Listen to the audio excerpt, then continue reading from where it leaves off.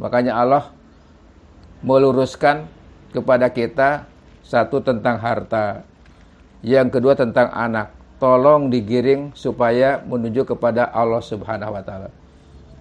Berdasarkan surat yang ke-18 ayat 46, al-malu wal banun zinatul hayatid dunya wal baqiyatus sholihah khairu inda rabbika wa khairu amala. Harta dan anak itu hanya perhiasan dunia, keindahan dunia. Karena manusia akan indah ketika punya dua, punya harta, punya anak. Itulah keindahan di dunia itu. Karena banyak orang yang uangnya banyak, tiba-tiba tidak punya anak, bahagia kurang. Datang ke dokter ini supaya punya anak, tetap nggak punya anak, kurang bahagia. Atau ada orang yang anaknya banyak tapi kurang hartanya, pasti kurang bahagia. Yang bahagia betul apa? Ada harta, ada anak. Tapi kata Allah, belum tentu harta anak itu juga akan dibawa ke akhirat. Maka kata Allah, wal baqiyatus sholihah. Maka harta yang disisakan untuk soleh atau anak yang itulah harapan masa depan. Sudahkah hari ini anak kita, harta kita membuat kita soleh? Kenapa? Karena harta tuh ada dua. Harta sebagai fitnah, ujian. Ada apa? Sebagai juga perhiasan. Kita bisa diuji oleh anak dan harta. Tapi bisa juga kita menjadikan bangga terus dengan anak dan harta. Maka supaya nyampe apa? Wal baqiyatus sholihah. Tolong digiring supaya membuat kita soleh lewat anak. Membuat kita soleh lewat harta. Itulah harapan depan yang sebenarnya. Makanya ketika kita Idul Fitri, sebenarnya kita sedang dikembalikan.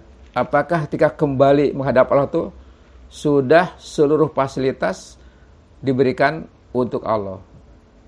Maka di surat 16 ayat ke-97-nya, man amila solihan min dakarin au unsa wa huwa mu'minun falanuhyanatan hayatan tayyiban. Siapa yang beramal soleh, baik laki-laki atau perempuan, tapi dasarnya harus pakai iman. Karena kalau nggak pakai iman, itulah amalnya orang kafir, nggak bakal nempel. Maka kata Allah, dia akan memberikan kehidupan yang baik di dunia dan baik di akhirat. Ketika pulang kampung, kita walaupun sudah persiapan, pasti di jalan macet, kadang-kadang kena tilang, sama. Ketika kita menuju ke akhirat pun, kampung akhirat apa? Banyak orang yang kena hambatan di jalan. Kenapa? Karena tergantung amal orang itu. Kena kondisi kesusahan menuju akhirat banyak. Belum nanti ada pertanyaan-pertanyaan dari malaikat nanya nama kita, banyak. Maka disitulah supaya kita lulus dari perjalanan menuju kampung akhirat. Maka kita harus sesuai dengan aturan seluruh syarat yang ada harus dipenuhi. Syarat yang paling kuat adalah apa? Ketika kita setiap beramal adalah apa? Hanya nyari ridho Allah, bukan ridho manusia. Karena kalau sudah nyari ridho Allah, seluruhnya akan jalan dan lancar. Makanya orang yang akan lulus program hidupnya, ketika apa? Dia setiap bergeraknya adalah untuk Allah. Berdasarkan surat yang ke-29, ayat 69, walladzina jahadu fina lanahdiyanahum subulana wa innallaha lama'al muhsinin. Orang-orang yang sungguh-sungguh karena Allah ketika berbuat sesuatu, maka Allah akan mudahkan jalannya dan Allah akan menyertainya.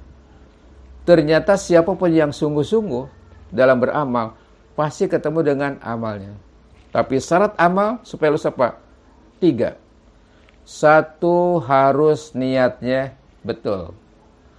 Yang kedua, kaifiatnya, caranya betul. Yang ketiga apa? Tujuannya harus betul, goyahnya. Baru yang akan jadi amal soleh. Jadi niatnya sahihah, kemudian juga mengerjakan kaifiatnya betul, tapi juga goyahnya harus betul.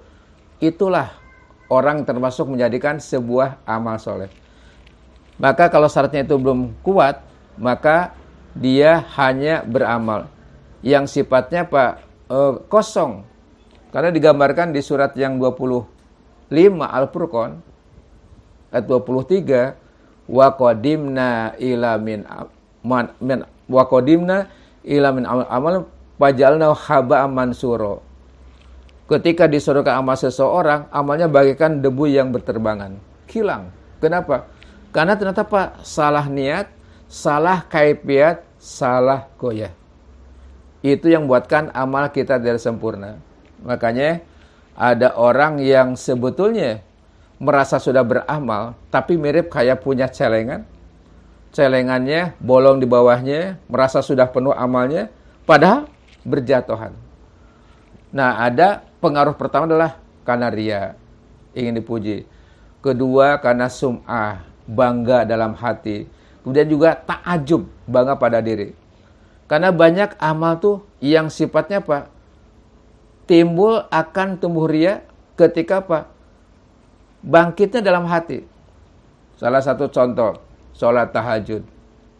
Mana ada orang lagi tahajud ingin dipuji, karena orang tidur semua.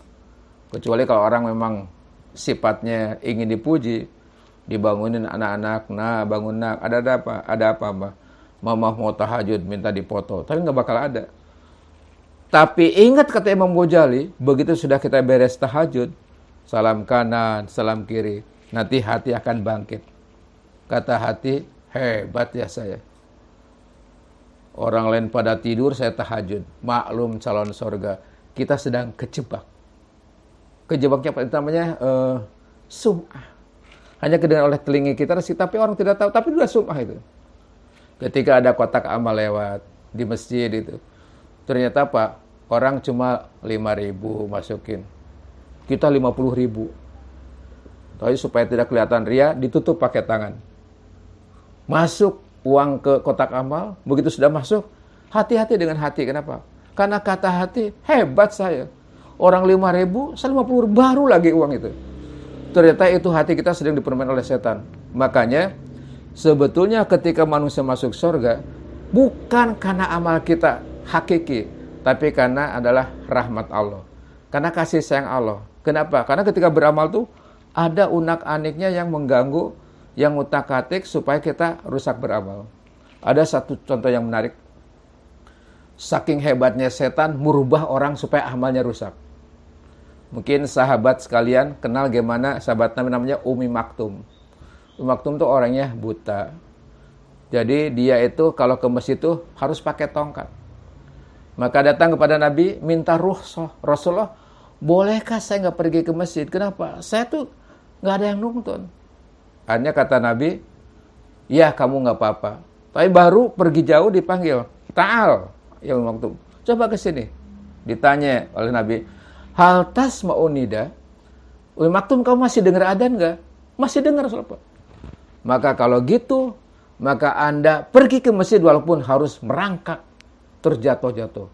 Karena kata Nabi harus tetap pergi. Pergilah Umi Maktum setiap hari itu bawa tongkat sampai terjatuh-jatuh. Tapi kan niatnya kuat dan ikhlas sampai ke masjid. Setiap hari seperti itu. Tiba-tiba setelah seminggu, Umi Maktum ingin pergi ke masjid, tongkatnya sudah dia megang. Karena dia kan orangnya buta kan. Dia jalan ke masjid, saya ke masjid. Kemudian Pak, baliknya juga dianterin ke rumah. Selama seminggu terjadi seperti itu. Umi Maktum kaget. Ini siapa? Karena dia kan buta, nggak melihat. Kok buat saya jadi enak ibadah, nyampe ke masjid, nggak terjatuh-jatuh. Pas ditanya, man anta? Siapa Anda sebenarnya? Ana setan. Saya setan. Umi Maktum kaget. Kamu setan? Apa maksud Anda? Nganter saya sampai ke masjid jadi lancar. Kenapa? Karena ketika Anda pergi ke masjid terjatuh-jatuh, ternyata apa? Pahalanya itu besar sekali. Karena saking semangatnya itu pahala besar di hadapan Allah. Maka saya antar kenapa? Supaya pahala jadi kecil.